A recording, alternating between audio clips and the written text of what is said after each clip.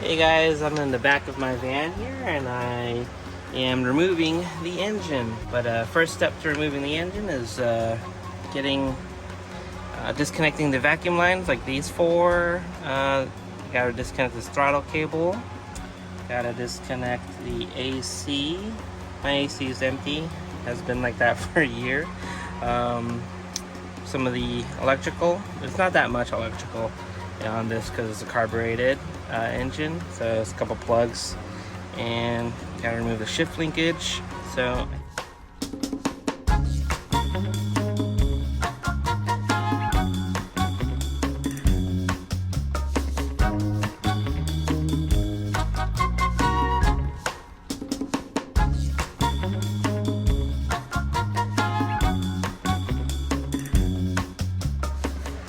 all right, so I was able to fish out this cable, which is the starter, what do you call it, the alternator cable, and that was pretty tricky, I gotta admit. So if you follow the cable, it comes this way, and then it'll go down this way, attached to this, and then it tees off, goes to the, and I'm pretty sure that's a starter, I think it's starter. It typically would, yeah, it's a starter. So it's two right there. I'm touching it right there. Not really touching it, but anyways. And the cable goes under the throttle body, and then, or the carburetor, and goes down here, and then up through this hole. Connects here, here, here. Don't mind this one. I had to do this because the cable that was attached to here wasn't receiving 12 volt power, so I rerouted a new one, and then, but anyways, I clipped it off and here. So that was pretty tricky because there's a couple clips that hold it together that are similar to this one underneath there, and they had to stick something in there like a flathead and flip it out. Alright, so I also unplugged the distributor cables, or the spark plugs, and actually on this side is the distributor.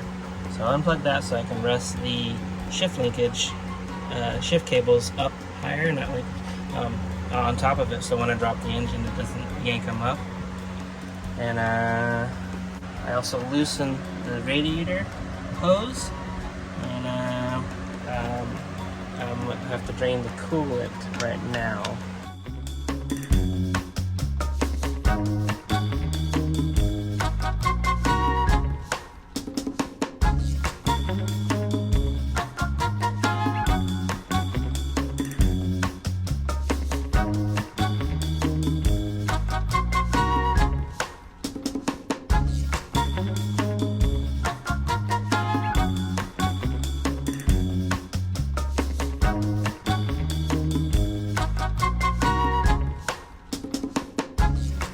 Alrighty then, so where are we? I removed the airbox cover, and actually no, before that, I undid these two radiator lines and they drained out. And then next after that is removing the drive shaft, both ends, I think. Yeah, I'll take off from both sides.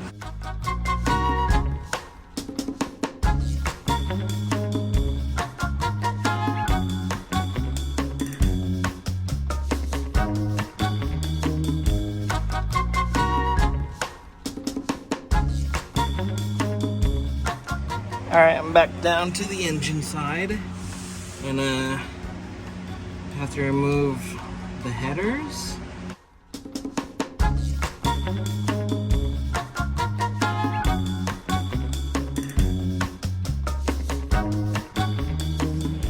Okay, that should be straight. I can get my head out of the way because I don't want rusty crust on my face. There we go.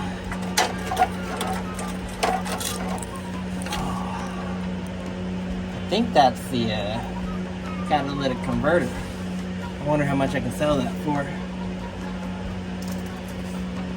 Alright, the other header side. And look at that. How cute is that, man? It's so small. There's 3 of them. Only 3. taking off that one piece. In the mouth. I love rust in my mouth. Okay. Okay. Okay. One piece at a time.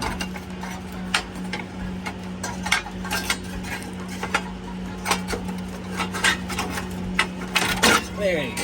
That's using your brain. That's in my ear. Okay. Piece number 2. There you go. Gotta get past the threads.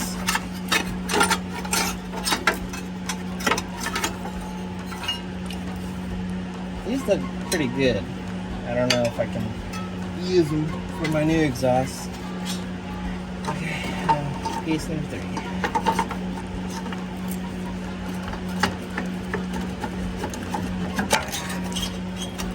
Okay.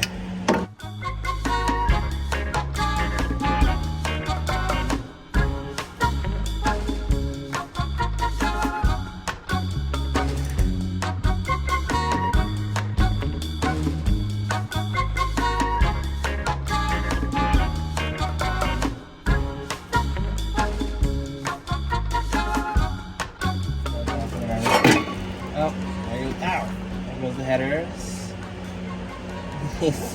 These are cast iron headers. These things are mega heavy. Catalytic converter, I'm pretty sure. Let's take a look inside. Yeah, you see all those precious metals and minerals in there that you can sell for big bucks. Nope, 3 hangers. Son of a bum.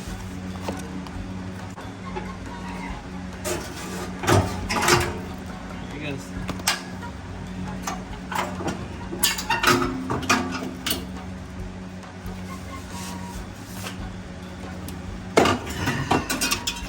There it is. Holy cow, that thing is heavy. Sure. And look at all the room we got now. Holy cow. So now let's work on the axles. Alright, I'm back. So next is to drain the motor oil or transmission oil. And you gotta drain this or else you can have a big ass mess with you after you take off the axles. So this is done with a regular ratchet and a persuasion stick. So, and that was pretty tight. Alright, drain right into here.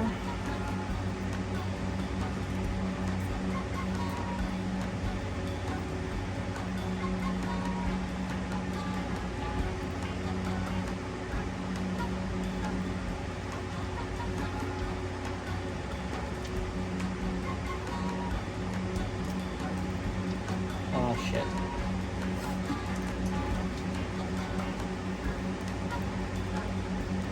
Okay. Oh god damn it. Should've got a funnel. Wow, that transmission fluid looks good. Alright, so here's where I'm at. Camera. So in Mile High Key, he said to get the CV axles out, his thinking was to lower the whole rear assembly here. Let's go ahead and take off this cap. Alright, I'm just gonna set it right here. So, I think I have to remove this. Yeah, looks like it. A little 10 mil. Okay. And pull. Just like that. That loosens it up enough for me to pull out with my bare hands. Let's do the other side.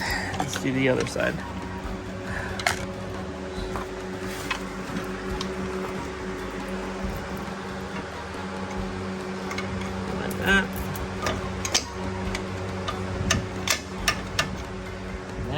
free. Okay, so now I need to remove the hubs and that 36 millimeter, and then I can pull the whole axle out. All right. So I already pulled this hub out. I'll show you how to do it on camera real quick. So use 36 millimeter. After you remove that carter pin that's in here like so, you take some pliers and you straighten out the front, the bent side, and then you can tap it out. So then you take the 36 millimeter, impact that out. I didn't have impact, I just had a sledgehammer and a big old 1/2 inch ratchet. So get that little castle nut out. It's called a castle nut because it looks like a castle head, like in chess. Alright, take this tool, put it on there like so, and then put your lug nuts on like that, all the way on, so it's like, you know, all the way down. And then you take the impact and you drive this in, and then when you do that, this whole assembly will come off. Rotate this, and then this will come off like so. So now I can wiggle the drive shaft back and forward. I think that will come out. Alright, so I got this one off. It was actually pretty easy. I just used a pry tool. And let's get this one off. So, go right-handed. I am right-handed.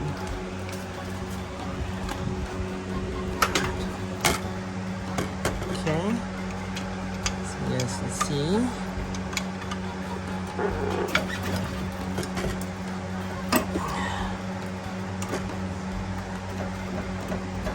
And she's free. Alright, cool. So, I'm gonna pull it out so it can rest on my jack.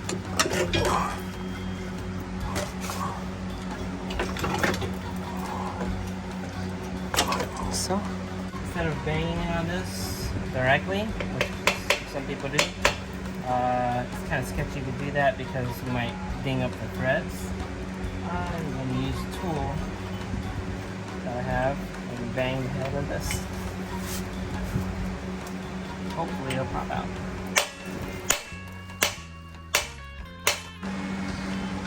Alright guys, so I put the rear assembly back on the leaf springs so it's suspended and the brake line isn't stressed. It didn't look straight, but there's actually a lot of play in it right now.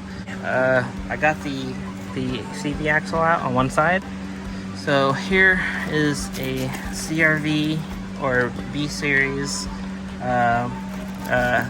CV joint, and this end meshes with my all-wheel drive transmission. And what I need to do is I need to cut this off at some point. So maybe I have it sent to a CNC machine, CNC machinist, and I have them cut like a recess inside of it, like a cup. And then that way, I'll have them cut this side out, like a good portion. And then this can be cleaned up on their CNC machine as well, on their lathe. And then I'll have it reset, sit inside of there, and then I'll weld it across with my TIG welder, and I'll put like a pin in there or something. And then that way I can use this on here. So pretty much the engine is ready to come out, but there's this motor mount, that motor mount right in the middle, and there's one on the other side that's adjacent to that.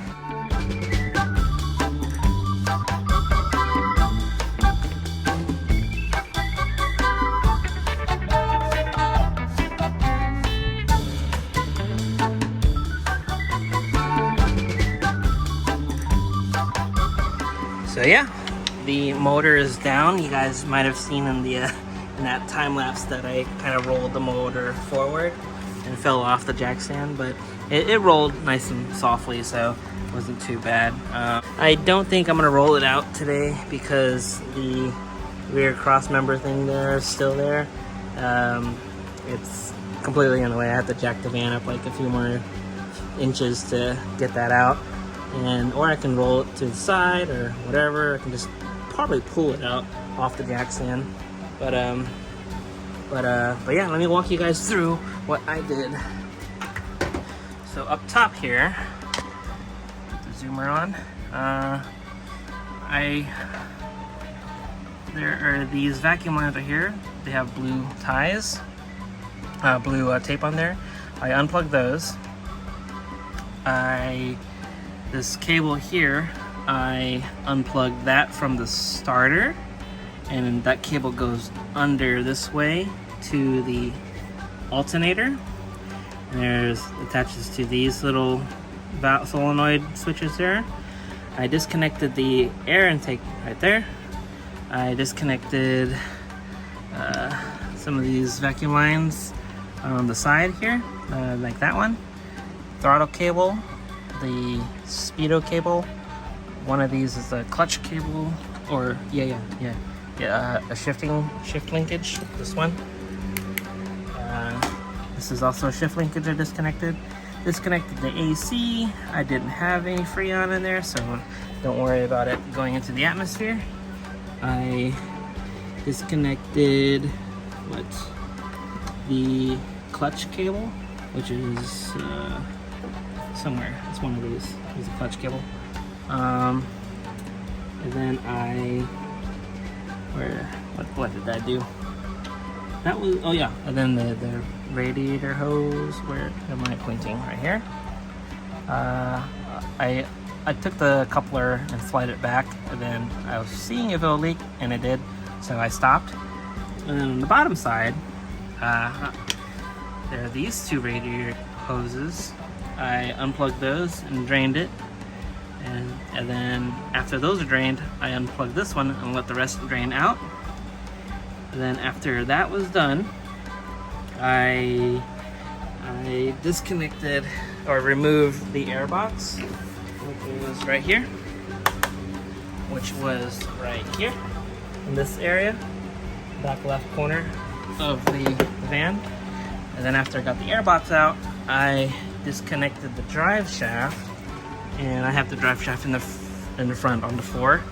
And after the drive shaft was out, I was able to get to the exhaust. So I took the muffler off, undid the heater hoses.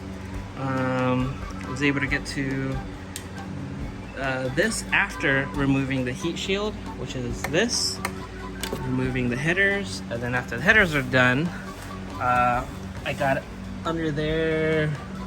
What happened? Oh yeah, so after I took off the headers, the whole entire exhaust system was ready to come out, so the muffler and everything. And that left me with a whole bunch of room. And then after that, I got to work with the CV axles. So the CV axles were a little bit tricky. You have to have a specialty tool, a slide hammer, or at least that adapter on the slide hammer, to remove those brake hubs. And once you get the brake hubs off, you can get to the. Actually, before you do that, you can actually unbolt the CV axle with the nut that's on there is a castle nut, and that size is 36 millimeters. And then I was able to take the hub off. And then after the hub was off, I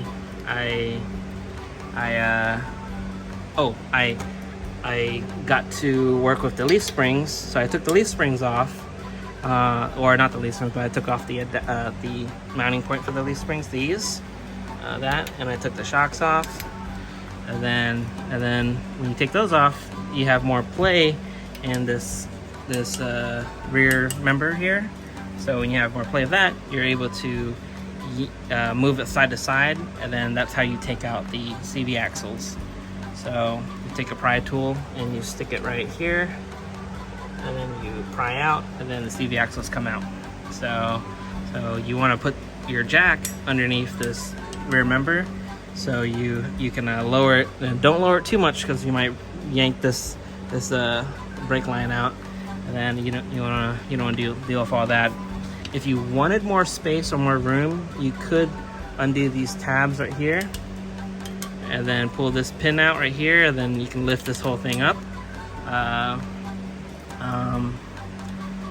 If you need more room, but I didn't do that, so you probably won't need to do that. And then after getting the inner CV joint off, the outer CV joint, outer splines on the CV axle, I couldn't use that tool to push it out, so I had to use a hammer and this tool that it came with to smash it out. And once I smashed that out, the engine was ready to come out. So I got my jack under there. I removed this engine mount, that engine mount, and there is a hole right here, over there, where that engine mount is there. So 3 engine mounts, and then I jacked down, and then the engine is free. So that pretty much recaps the whole thing. Alright. Don't know how I look. My head is super itchy. I'm wearing a hat all day. So, but yeah guys, thanks so much for sticking with me for this whole process. And if you guys want to watch the whole thing of me swapping the D series in, just like and just subscribe and hit the bell notification. And I'd really appreciate if you share and like the video and help me grow the channel, because I like to build and make things, not only airsoft stuff, toys.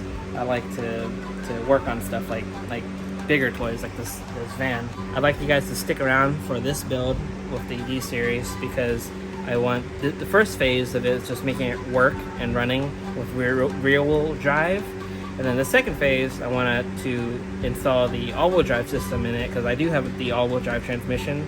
I have to rotate the transfer case forward, put new mounting points for that transfer case so it's mounted, and then make a custom drive shaft with a Volvo viscous coupler and a Jaguar front differential. And then I have to take the front CV axles for the Jaguar to have them mesh with the CV axles here on the Acty, and I'll have to take that to a machine shop to do. And then it should be all-wheel drive. The all-wheel drive is going to be the second phase, and the third phase, if the drivability of this monster is going to be okay with 120 horsepower, like if it's not squirrely or anything like that on all-wheel drive, I'm going to go ahead and turbo it. So I have Eagle rods, Viterra pistons, or max speeding rods, and some Viterra pistons, and a max speeding turbo. So I think I'm going to get a smaller turbo because I want quicker spooling with so more acceleration than top end. So I don't want any top end at all, because I'm kind of I think I'm going to be terrified driving this thing. But I will lower this a lot so it'll be less squirrely in the wind, because this thing's, it's a van, it's a box. The wind pushes it around pretty violently.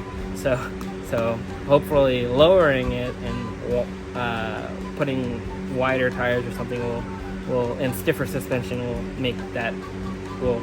negate that. So alright guys, thanks for sticking around, and thanks, sorry for this long recap, but it was a long day. I got everything down like I said I would. But yeah, please like, subscribe, share, put the bell notification on, do all of that. I really, of course that would help me out. I only have like 2,000 subs, but yeah, that's pretty much it. Thanks again for sticking around, and I really hope you guys enjoyed this whole entire build. So, alright, peace out.